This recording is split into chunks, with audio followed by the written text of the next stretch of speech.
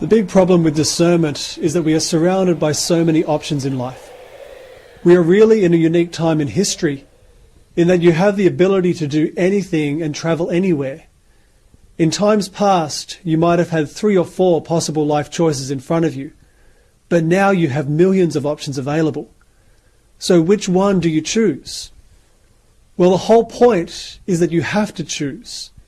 And in choosing one thing, you need to be able to say no to everything else. Life always requires a risk, and this is especially the case with following the call of Jesus. This is why the great saints always said that the most important step in the process of discernment was surrender.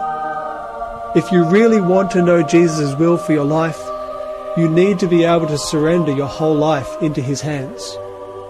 This is difficult, because all of us have our own plans and dreams for life.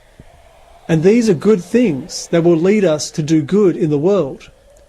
But they are our plans and not necessarily God's plans. There is a big difference between doing God's will and just doing your will for God.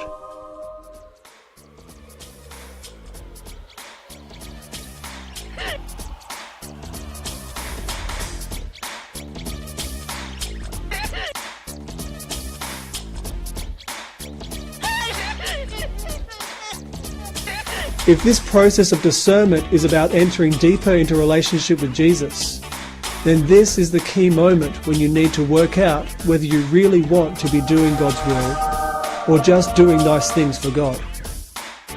The ultimate goal of this second stage of surrender is that we want to be able to say to Jesus that we are willing to do anything as long as it is what He wants. It is very normal to look at yourself and see your own inabilities and weakness.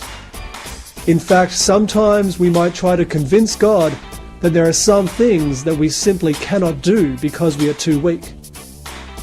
This is where you need to let go of your fear and trust God. If He is calling you to do something, it is His job to give you the grace to be able to do it. The other temptation is to say to God that I will do His will as long as it involves certain things. We can end up saying to God, I will do anything that you want as long as I get to travel and see my family regularly. This can make the process of discernment very frustrating. It is as though we are saying to God, bend your heart to my will, instead of praying, bend my heart to your will. This is like asking an artist to paint a masterpiece, but telling him that it has to involve certain shapes.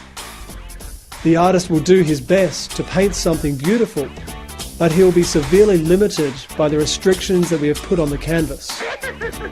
We need to be able to give God a blank canvas and trust that whatever He creates out of our life will be the best thing. This process of surrender is really a matter of saying to God, the answer is yes, you just have to tell me what the question is.